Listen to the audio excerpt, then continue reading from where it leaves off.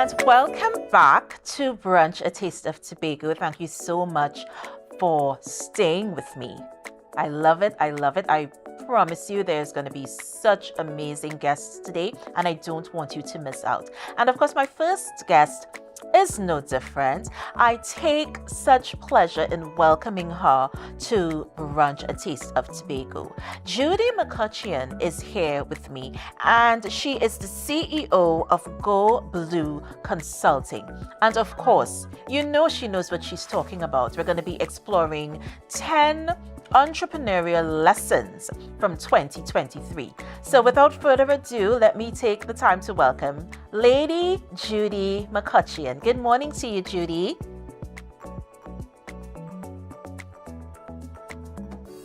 Good morning.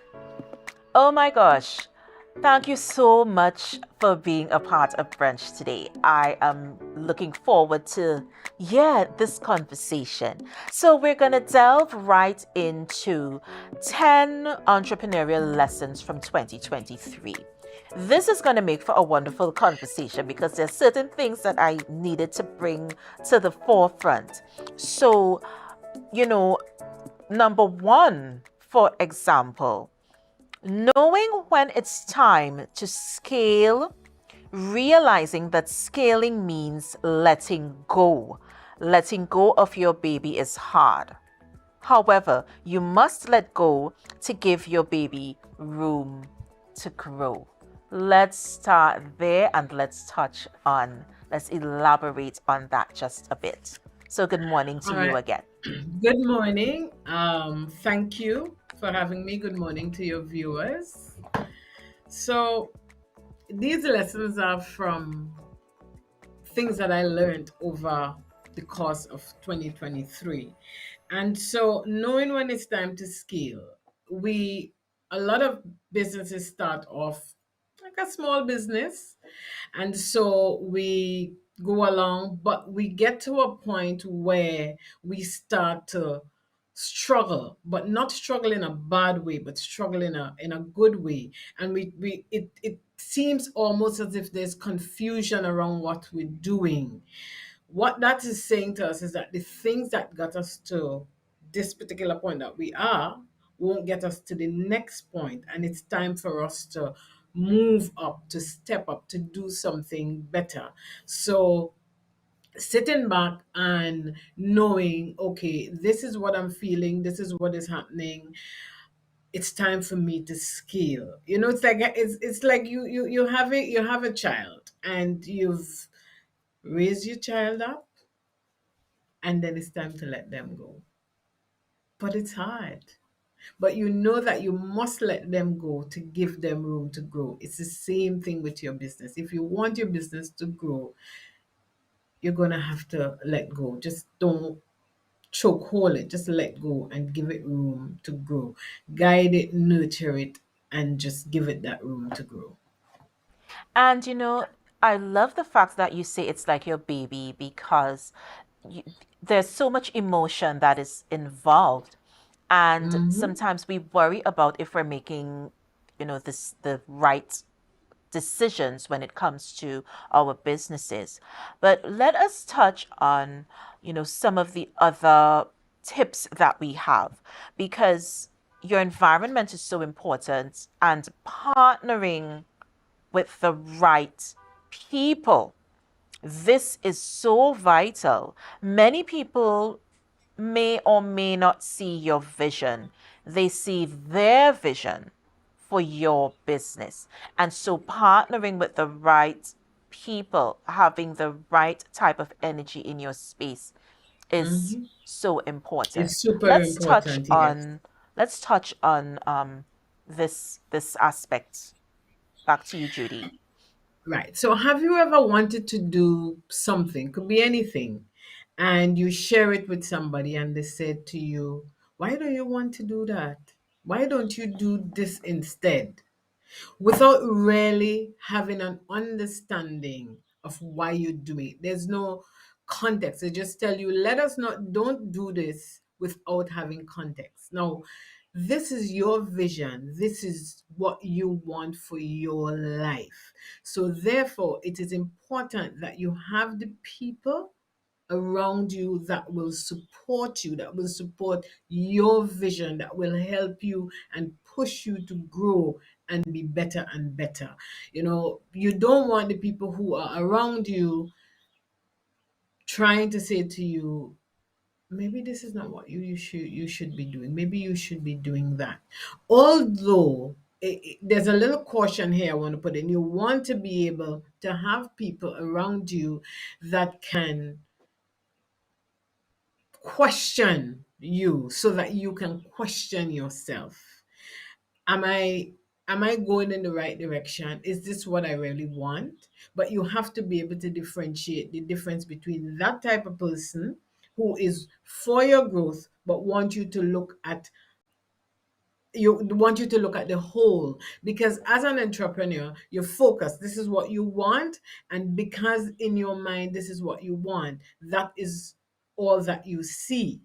So you need somebody who will be able to say to you, have you looked at this perspective? Have you looked at that perspective?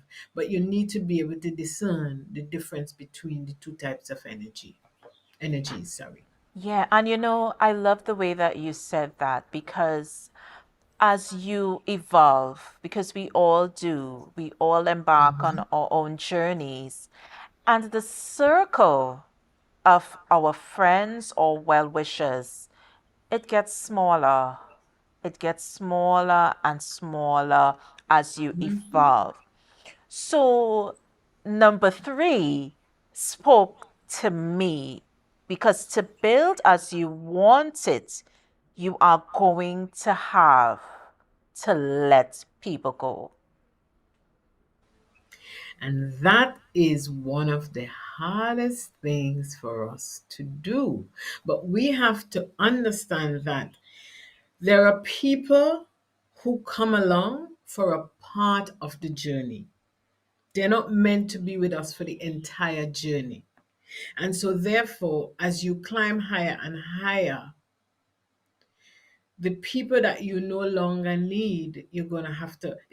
So it's not like you're using them, but the people that isn't meant to be on that next phase of your journey with you, they're going to have to fall off. And a lot of times we want to hold on, but we see signs, we know there are signs. And so, we have to reflect. We have to grieve, because it's going to be a grieving process, because we think, and because we're humans, we're going to say, oh my gosh, this person has been with me up to this point, but they're just not meant to go to the next path with you. And knowing and trusting that the people that you need to be with you on the next phase of your journey will show up. So it's all about trusting yourself, trusting your intuition, trusting the universe, just simply trusting that everything that you need, all the provisions that you need for your next journey, is right there for you. Definitely. And letting those people go, those are the ones who keep reminding you that you may not have gotten this far without me, or who you think you are. That's the noise that we keep hearing. So letting people go. Them go. Uh-huh. They are going to, and it's the moment people start saying to you, well, you would have never gotten here without me. You need to start to pay attention. You need to become aware. What happens is that a lot of times we go through life focus on one thing and not being aware of the other things that surround us, so that we can really have a good view of things. So we have to start to be aware, listen to what people are saying, but most importantly, we need to listen to what they're not saying, because what they're not saying tells us a lot more than what they're saying. Definitely, because you have to read certain energies. Because so many of us, we present a lovely palette. So we're smiling, we're accommodating, we're pleasant. But what's behind that? What are we not saying? And getting into your psyche, that knowledge and that wisdom, you realize who is for you and who isn't. Which brings me to my next point. When sending out proposals, you get all the costs up front. If they won't provide the cost, don't work with them. If in doubt, see point number 3.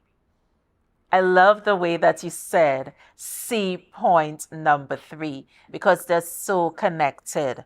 Let's touch on that just a bit.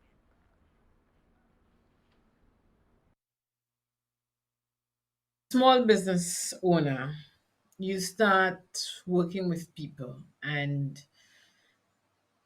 it's important that you control your cost. Your cost is really important. It's like anything else. You To increase revenues, one of the first things you want to do is reduce your costs. That's more, it's more impactful than selling more and all of that.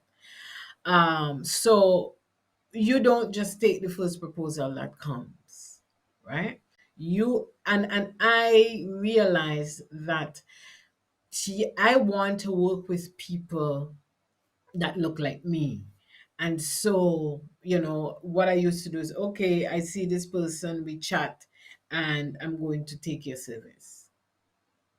But what I've realized is that there are lots of good people out there giving the same service, giving it a lot better. It may not necessarily be cheaper, but it may just be better. And if it is better, then your business have a great chance of being more successful using that better service. So for this, what I want people to know is don't get pigeonholed into something, because what happened to me, last year, I for one of the things that I do, I was using a vendor, and then I thought, let me see what is out there for this, what else is out there. And I wrote up a proposal. I sent it to that vendor and some others. And the vendor that I was using all the time didn't want to do it. They refused. They said that they're going to disengage, they won't do it. And for me, that was fine, because it said something to me about them. Oh, So what I'm saying here is really get your cost, because you, as a small business owner, as any business owner, as a matter of fact, your cost is important, because you must be able to monitor and manage your cost.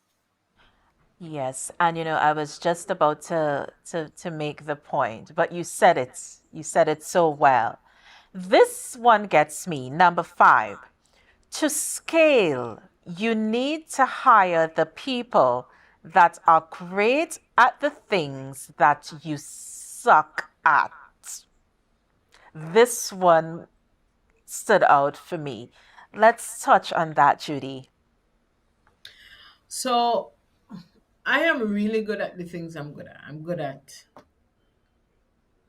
I'm good at all the programs that I deliver. I'm very good at redesigning your organization. I'm really good at helping you look at your policies and your processes, and knowing that, how to set it up so that you work well. I'm terrible at administration, like terrible at administration. So why would I hire somebody who is really good at the things that I'm good at, and not hire somebody to complement what I need? So what I need at this stage is not another person like me right now, but I need somebody who can help me be a lot more efficient. So somebody who can help me to get all my administration organized and on top of my schedules and my calls and different things like that. So look at, for now, if you're good at this, stay good at that. Don't try to be a jack of all trades in your business. It's going to work against you. So hire the people that complement you, the things that you suck at, the things that you don't like to do. And even if you can do it well, but you don't like to do it, still hire somebody to do it, because you don't like to do it. It simply means that you will not get to it. So you don't like, you're good at filing, but you don't like to file. My very first job was as a filing clerk, and I can file very well. I just don't like to file, so I am not going to do it. And if I don't hire somebody to do it, all the files are just going to be piled up everywhere. So that is what I meant when I say hire somebody to complement what you want to do. Number six, if you cannot see their results from their prior work, run away as quickly as you can. I just love You it. know, I see a lot of people on social media talking about um I don't need to show you what I have done. Yes, you are selling a service, so I need to know what your track record is.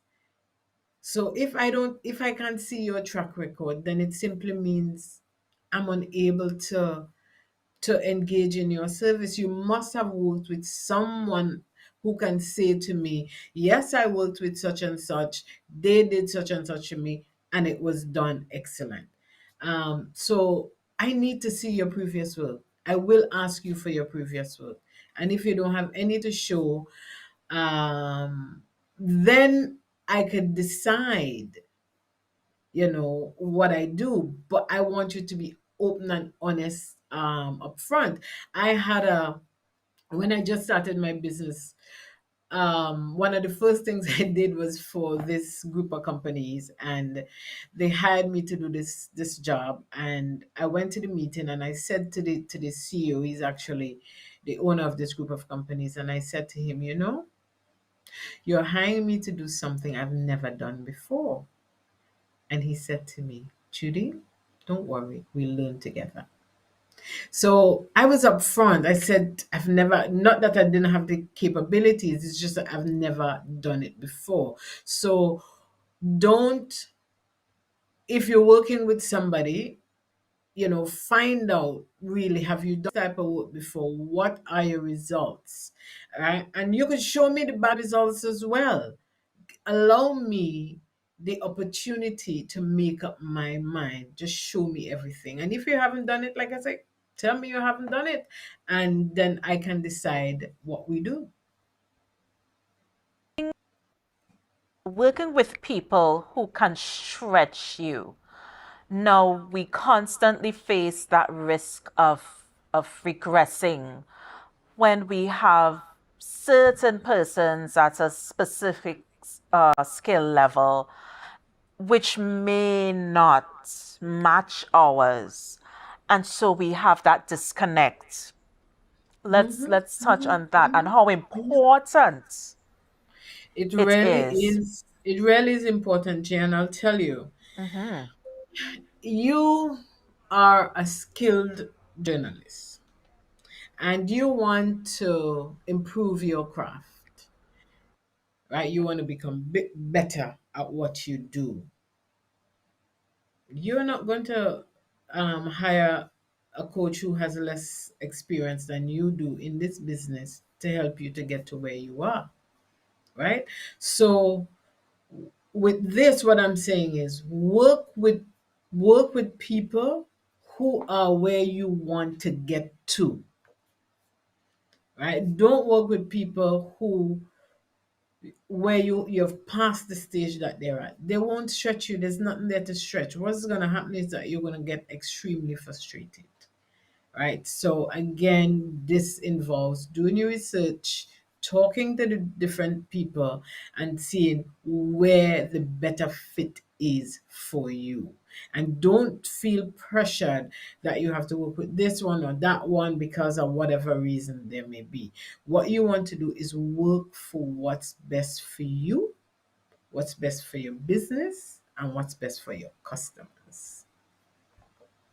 And number 8, your vision is yours for a reason. Do not allow anyone to dilute it. I could Mhm. speak on this all day because there's a journey that we take, and we have to take it alone. We know what we want, we know where our focus lies.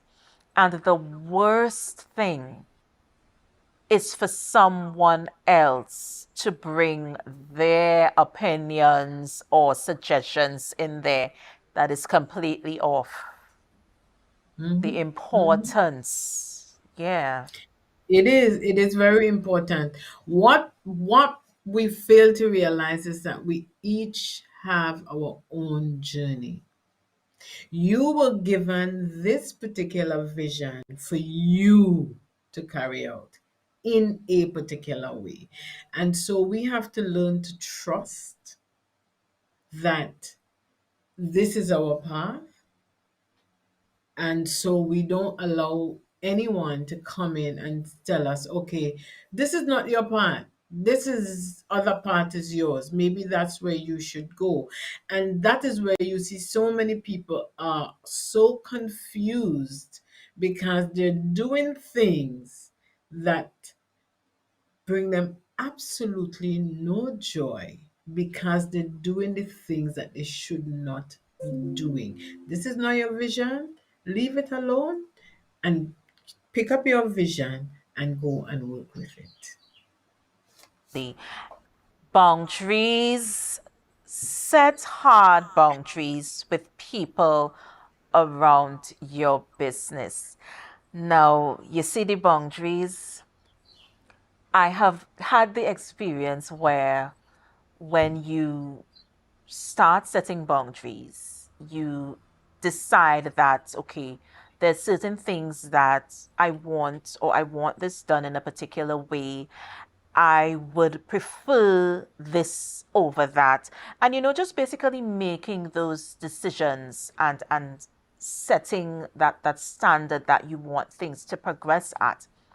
And we go back to, if you are not in the company of the right energies and the right types of personalities and people and experiences, then you stand that risk of being deemed difficult or hard to deal with, or as we say, your head gets getting too big, things like that. But it's so important to set your boundaries and know what it is you want, what you don't Mhm. want, what works Mhm. for you, what doesn't, because it does not leave room for growth when we stay quiet and we don't say anything and we just take everything and we run with it.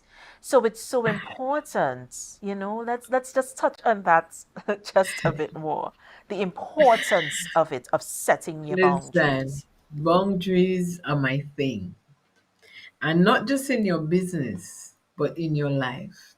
You have to start to set boundaries around you, around it. And I'm not talking, there's a difference between boundaries and walls, right? Because some people put up walls and equate them to boundaries. That's not it. I'm talking about having boundaries. These are my standards, these are my values. But you can only set boundaries if you know what your values are. If you know what your values are, you know the things that you will accept and the things that you won't accept, and you set boundaries around those. So, as far as your business is concerned, have a clear vision for your business, have a plan, have a strategy, and have boundaries around those, right? Have boundaries around your revenues, have boundaries around your costs, have boundaries around with your customers. Because I honestly believe that there are some customers that you should fire, and you should have boundaries around that. The things that you are going to allow into your business and the things that you won't, because all customers are not for you. You may want all the customers, but really and truly, they're not all for you. So once you have your values, then you can set your boundaries and you know what's going to happen. And it's the same thing in your life. Have some boundaries so that people know where you stand, right? And always know that if you've had no boundaries and you've allowed people to do and say and behave anyway with you, as soon as you start putting those boundaries in place, people are going to drop off. And that's what you want, because those are not your people anyway. Definitely. And you know what? We are going to speak on believing in yourself. But we're going to take a break, Judy. Please stay with me. I promise I will be back. We're going to take a break and we're going to be right back with more Brunch, a taste of Tobago. We're going to be back with Judy and we're going to continue this wonderful conversation. We're going to see you guys in just a bit. Stay tuned.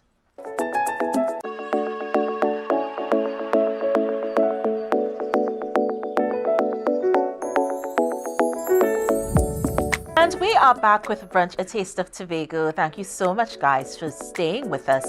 And for those of you who are just joining, we were having a wonderful conversation with Lady Judy Mccutcheon. And we were speaking about the top 10 tips for entrepreneurial activities for 2023. And we are now at number 10. Believing in yourself enough to see your vision through. Judy, I know you have lots to say on this topic. Believing in yourself to see your vision through, to see it come to fruition, to see it as reality and not just in your mind, and how important this is to have a vision in the first place. Let's talk about it a bit. Boy, believing in yourself, believing in your vision, you're right. You must have a vision first, right? The Bible says without a vision, what happened? So a lot of times we fear, let me just say this. We use fear as sometimes almost as an excuse not to be great. Fear is a fear is an amazing emotion that we should use to propel us forward. The moment that you're afraid, oh my God, I'm afraid to do this, it's time for you to do it, right? Have that belief that this is for you. You were chosen to do this thing. You can do it. You have the ability to do it. This is yours to do. You are more than enough. You don't need anything else. You don't need a next degree. You don't need another certification. You don't need anything else. Believe that you can and just go and do. Because believing, it's like faith without works, right? So you have to believe that you can and start doing it. It may not be perfect at first, but as you keep doing, as you keep being consistent, it's going to happen. And the fear is going to recede. Now, fear is a very healthy emotion because fear is there to keep us safe. And so, what we have to do is that we have to show our fear, we have to show ourselves, listen, if I step out, nothing is going to happen to me. It's going to be okay. So, step out and allow your fear to step out with you so that that fear understands, oh, this ain't so bad after all. Let's keep going. And you keep going. And then when you hit the next big thing, fear is going to come again and say, you sure this is where you want to go? How about if we stay right here? Because I mean, we're comfortable here. And then you have to smile and say to fear, come on, we can do this. Let's go. Let's step out. But that takes a belief in yourself, knowing that I can do this. And we also need to know that if we do it and we fail, it is not the end of the world. We start again, but this time we're not starting from ground zero, we're starting from experience, because then we know, okay, we did this the last time and it didn't work, so we're going to do this time, and keep going, right? But you have to have that belief, because fear is gonna come, failure is gonna come, and I just want to say here, if you want to be successful, learn to fail and fail fast. Get the failure out of the way so that you can move on, because failure will come. Allow yourself to make mistakes. Listen, we make a mistake and we live inside our head. Oh my God, why did I do this? Why did I? And that mistake stays there and it ruminate and ruminate and ruminate. And it keeps us paralyzed. We don't move, we don't start to do anything else, and then nothing happens for us. Allow yourself to make that mistake, and then say, okay, that was a mistake, that's okay, and then now you move on. Fear out of the situation is something that we have to really train ourselves to do. As I grow older, I realized that, okay, I have to make the choice. The choice is within me as to what I let in and what I let out. What I allow myself to think or believe is really up to me. And there is that fear, Judy. There is that disbelief, that little voice that keeps knocking and causing us to have just a bit of self-doubt, just a bit of not being sure if we're taking the right path. And I love the fact that you said believing in yourself is key, because it starts you on the path and you're on your focal point. And so you have a road that you have to travel, but you're now focused because you decided to take the fear out, or not to listen to that little fearful voice that Voice. comes in there. Yeah. As And we get always to know that, embrace, no, I was about to say, and always know that you will never know if you're on the right path unless you get on the path. You're just not going to know. yeah, and embracing whatever comes. Like I like to say, you either let life wrap you up or you rock with it. You hold it, you take it by the reins and you rock with it. And rocking with it for me is taking all of the lessons that come along. You take the bitter with the sweet. Like you said, the failure. It comes. How you deal with it is what's going to make the difference, not just in your business but in life as well. And as you get set, I just love the way you write, as you get set to embrace 2024 and all that it has to offer, my wish for you is that you prosper bigly. The bigly in that sentence is what stands out for me. Prospering bigly. It's about prospering in all aspects of your life. A lot of times when we look at our people do these resolutions, I like to say reflections, we focus on one area of our lives. Either we focus on money alone or we focus on relationships alone, but we are a whole person. We are a whole person. And so we have all these areas, you know, our careers, our career business, our relationships, our money. We have all of those things, our health. We're a complete human. So instead of just focusing on one, this bigly here for me means I want you to prosper in all areas of your life. In all areas. And that is such a wonderful note to end on. Judy, we thank you so much for your time. Thank you so much for sharing 10 entrepreneurial tips with us. We are so privileged because have I not been doing this show, I would not have had access to so much vital information. And of course, from our family to yours, we wish you nothing but blessings, peace, love, and light, and of course, success in whatever you endeavor to do. So, once again, we thank you, we thank you, we thank you, Thank and you. blessings to Thank you you. and Thank you yours. for having So, me. guys, we're going to Thank take a break. As Judy says goodbye, we're going to take a break. We're going to be right back with more Brunch, a Taste of Tobago. But of course, as you know, our trivia question is up next. And it's a really wonderful trivia question. There is a fruit that we exported in the early 19th century. What is this local fruit? Of course, the answer when we return at the end of the show.